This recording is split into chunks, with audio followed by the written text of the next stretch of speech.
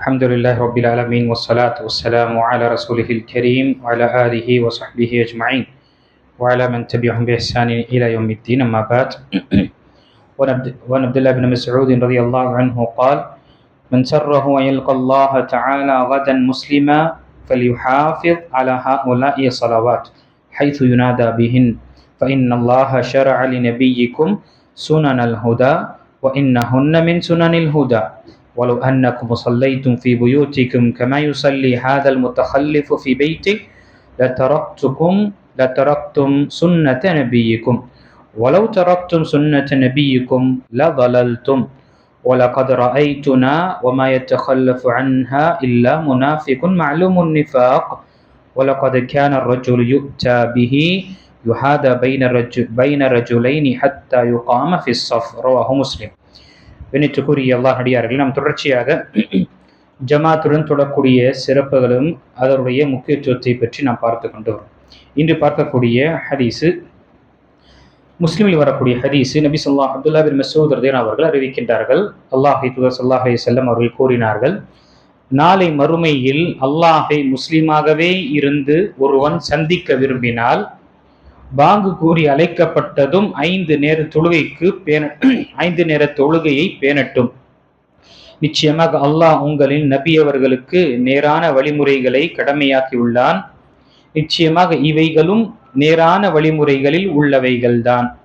தொழுகைக்கு வர பிந்தியவர் தன் வீட்டில் தொழுதவர் போல் உங்கள் வீடுகளிலேயே நீங்கள் தொழுதால் உங்கள் நபி அவர்களின் நபி வழிமுறையை விட்டவர்களாகுவீர்கள்.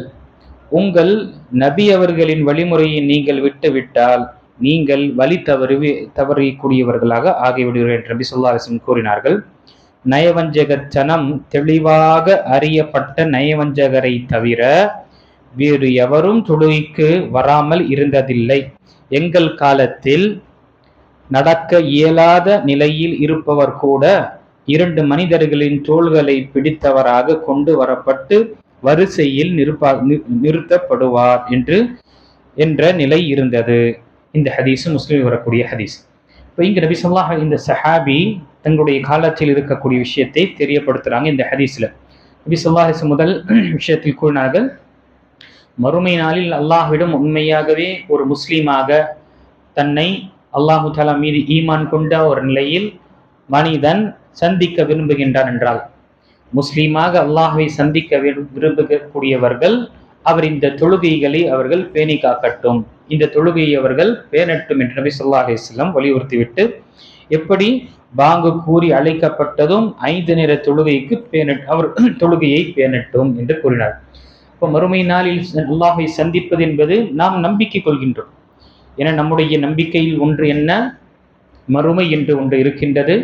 இந்த உலகத்தில் எவ்வளவு மனிதன் அவன் மீது அநியாயம் செய்யப்பட்டாலும் அவனுக்கு என்று ஒரு நியாயம் மறுமையில் கொடுக்கப்படும். இந்த உலகத்தில் எவ்வளவு அநியாயம் அட்டுழியங்கள் செய்யக்கூடியவனாக இருந்தாலும் அவனுக்கு மறுமையில் தண்டனை இருக்கின்றது என்று நாம் ஈமான் கொள்கின்றோம்.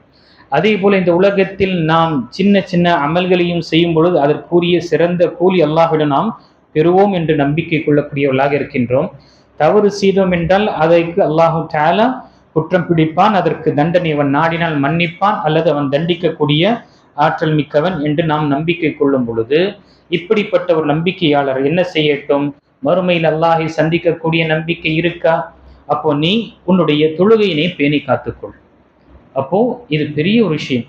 அதனால்தான் சூரத்துல் கஹஃபுடைய கடைசி வசனம் சொல்லக்கூடிய வார்த்தை என்ன, فَمَنْ كَانَ يَرْجُو لِقَاءَ رَبِّهِ فَلْيَعْمَلْ عَمَلًا صَالِحًا وَلَا يُشْرِكْ بِعِبَادَةِ رَبِّهِ أَحَدًا.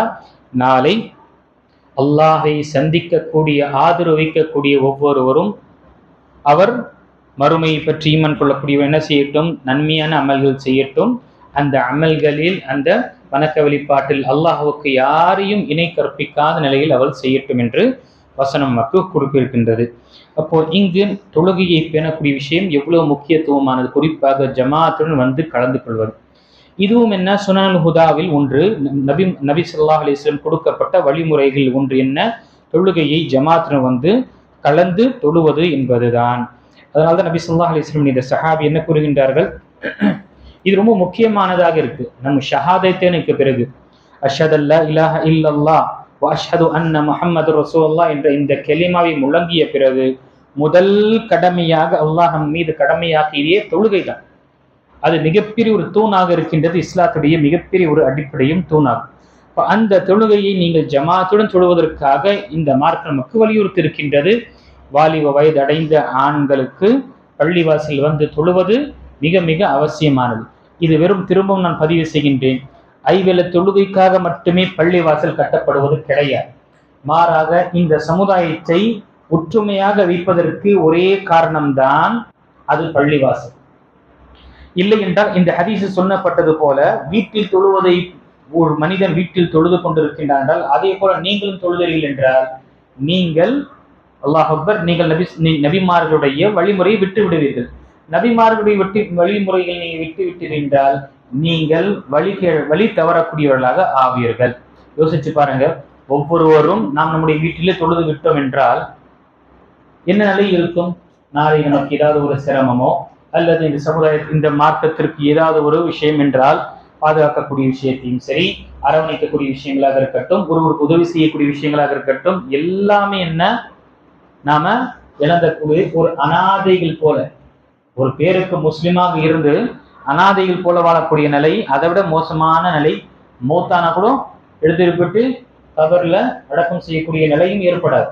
உண்மையாக நாம் நம்முடைய பள்ளிவாசல் என்று நமக்கு இல்லை என்றால் நாம் ஒருங்கிணைத்து செய்யக்கூடிய எந்த செயலாக இருக்கட்டும், ஏன் தனிப்பட்ட என்னுடைய வாழ்க்கையில் எனக்கு ஏதாவது ஒரு சிரமம் என்றால் பள்ளிவாசலுடைய தொடர்பு இருக்கக்கூடியவர்கள் தான் முந்திக் கொண்டு வருவார்கள். அவர்கள் தான் தன்னுடைய என்ன ஒரு சகோதரனுடைய அவர் உதவி செய்வது என்பது மார்க்கம் நமக்கு வலியுறுத்தி இருக்கின்றது என்று செய்வார்கள், அவர்கள் முன் வருவார்கள். அப்போ பள்ளிவாசல் என்பது எல்லா விதமான நன்மை, ஐவேள தொழுகை தொழுவதும், இந்த சகோதரத்துவத்தை பேணுவதும், அதே போல ஒரு சகோதரனை சந்தித்து சலாம் சொல்வதும், அதே போல அவர்கள் மூலமாக நாம் சில விஷயங்களை நாம் அறிந்து கொள்வதும், ஒரு இமாமுக்கு பின்னால் நாம் கட்டுப்பட்டு தொழக்கூடிய ஒரு சூழ்நிலை அல்லாஹ்வுத்தாலா ஏற்படுத்துவதும், இப்படி அனைத்து விஷயங்கள் பார்க்கும் பொழுது பள்ளிவாசல் என்பது மிகப்பெரிய ஒரு நமக்கு மிகப்பெரிய ஒரு கோட்டை போல. இதில் சேரக்கூடிய ஒரு காரணம் இருந்ததுனாலதான் நாம இங்கு சில நேரம் உட்காருகின்றோம், சில நேரத்தில் சிலருடைய வார்த்தைகளை கேட்கின்றோம், சிலருக்கு உதவி செய்கின்றோம் என்ற அனைத்து விஷயங்கள் ஏற்படுகிறது. இது பெரிய ஒரு நமக்கு அல்லாஹு தாலா கொடுத்த பெரிய ஒரு அருள், பள்ளிவாசலை அமைப்பதும் பள்ளிவாசலுடன் சேர்ந்து இருப்பது என்பது. இங்கு சஹாபி, அந்த அப்துல்லா பின் மஸ்ஊத் சஹாபி பெரிய ஒரு அறிஞர், அல்லாஹ் அக்பர். அந்த சஹாபி கூறுகின்றார்கள், எங்களுடைய காலத்துல யாரு சஹாபாக்கள், எங்களுடைய காலம் என்றால் நபி ஸல்லல்லாஹு அலைஹி வஸல்லம் காலத்துல எப்படி என்றால் யாரு தெளிவான நயவஞ்சகன் என்று தெரியுமோ அவன் தான் தொழுகைக்கு வரமாட்டான், அவன் ஜமாத்தையுடன் கலந்தே கொள்ள மாட்டான். நயவஞ்சகன் என்று சொன்னா ஹிப்போக்ரிட்ஸ், வெளிப்படையாக முஸ்லிமாக தன்னை காண்பித்துக் கொள்வான், ஆனால் உள்ளே முழுமையாக குஃபுரும் இணை வைப்பும் என்ன இஸ்லாத்திற்கு எதிராக என்ன செய்யணுமோ இது பகைமையுடைய விஷயங்கள் இருக்கும். அதாவது இன்னொரு ஹதீஸிலும் நபி ஸல்லல்லாஹு அலைஹி வஸல்லம் கூறினார்கள், புகாரில் வரக்கூடிய ஹதீஸில், அஃகலு ஸலாத்தி அலல் முனாஃபிகீன் அல் இஷா வல் ஃபஜ்ர், முனாஃபிகி நயவஞ்சகர்களுக்கு மிக பாரம் அல்லது மிக பெரிய ஒரு சுமையாக கருதக்கூடிய தொழுகையை பார்க்கும் பொழுது அது இஷாவும் ஃபஜ்ருடைய தொழுகை. நம்ம இப்ப இருக்கக்கூடிய காலத்தை போல லைட்டு, ஸ்ட்ரீட் லைட்ல அந்த காலத்துல கிடையாது.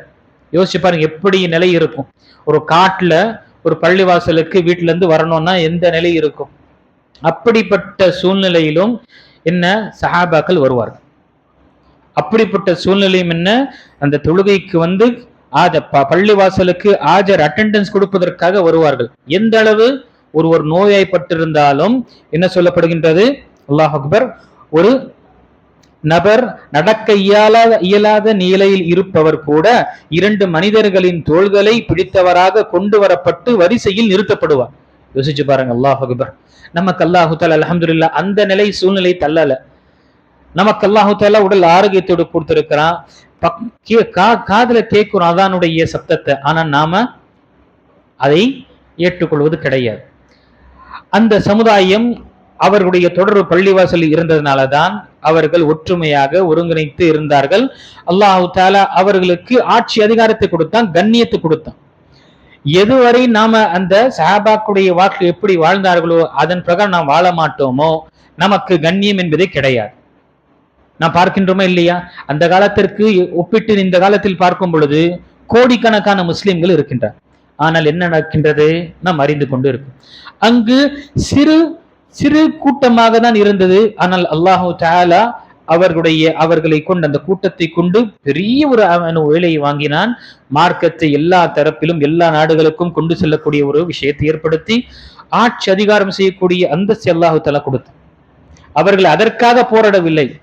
ஆட்சி அதிகாரம் என்பது ஒரு பரிசு, அது என்ற ஒரு உண்மை, ஒரு அடிப்படையானது கிடையாது. மார்க்கத்தில் ஏகத்துவத்தை நிலைநாட்டுவதுதான் உண்மையான ஒரு அடிப்படையான ஒரு விஷயம்.